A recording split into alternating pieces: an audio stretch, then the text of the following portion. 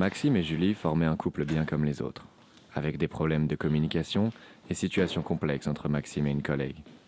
Maxime proposa qu'ils emménagent ensemble, même s'il n'avait pas envie de s'engager. Au moins, Julie allait oublier, le temps du déménagement, que son compagnon était un gros con infidèle. Quel salaud qu'on va y écrire. Hey, ça va être assez beau en mauve. Ouais, Tout en mauve. en haut. Mauve. Oui. On était vraiment contents d'arriver dans notre nouvel appartement. Sauf qu'en rentrant, il y avait comme un drôle d'atmosphère. C'est comme on pouvait pas mettre le doigt sur ce qui allait pas.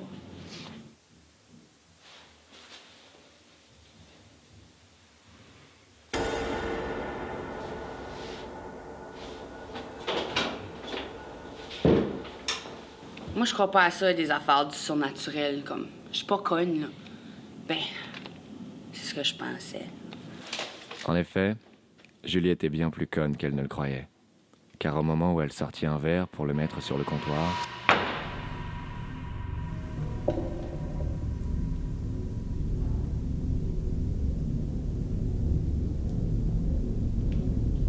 D'habitude, quand le verre frappe le comptoir, ça fait toc. Pas toc. Comme, à ce moment-là, j'ai vraiment commencé à avoir peur. Mais j'ai quand même fait comme si de rien n'était. ce n'était que le début. Le couple venait de découvrir quelque chose qui allait hanter leur déménagement. On se fait sûrement juste des idées. Je vais aller ouvrir le temps, il y a comme une drôle d'odeur dans la table.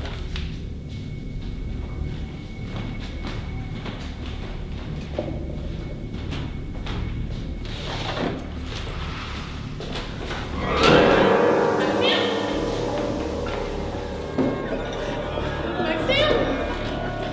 Ça va. J'ai vraiment eu peur. C'est là qu'on a su qu'il y avait clairement quelque chose qui nous voulait du mal. Être dans cet appartement-là, c'était un danger pour nos vies. On risquait de mourir.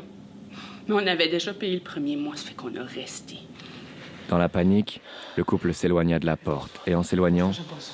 ils virent une porte qu'ils n'avaient jamais vue durant la visite et qu'ils n'avaient jamais ouverte depuis qu'ils étaient arrivés. Max.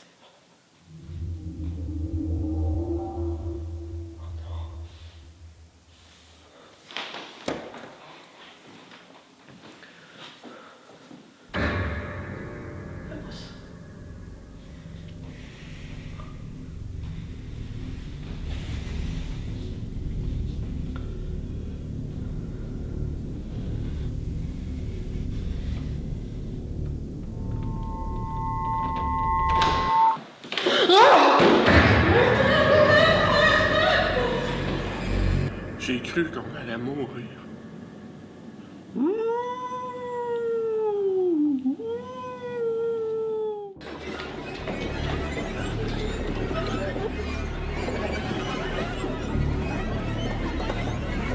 J'ai essayé d'appeler la police.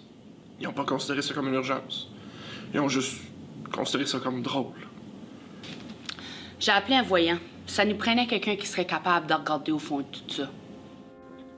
Marc-André Luzerne, un spécialiste du troisième type ayant acquis des pouvoirs en recevant de l'acide à batterie dans les yeux. Et en ayant lu un livre sur le sujet avant l'accident. Alors, vous dites qu'il y a des fantômes ici, n'est-ce pas? Oui, ben c'est ça. En fait, c'est qu'il est arrivé pour ouvrir la porte là-bas. Excusez, c'est parce que ça a été une grosse journée. On est vraiment désolé. Non, ne vous inquiétez pas. Ah, je suis là maintenant. Pour moi, c'est facile de voir les esprits. Oui, l'acide à batterie m'a fait perdre l'usage de mes yeux, mais il a réussi à m'en ouvrir un autre. Celui de mon âme. Le voyant entre dans la pièce pour s'occuper du fantôme. J'ai vraiment eu peur. Il voulait pas qu'on rentre avec lui, tu sais. Il allait peut-être se faire tuer. Puis il y avait pas assez de place dans notre congélateur pour cacher son corps.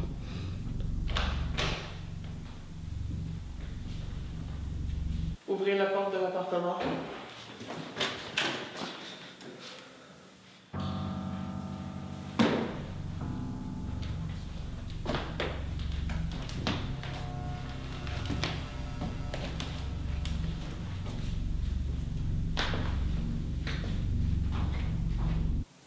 C'est terminé.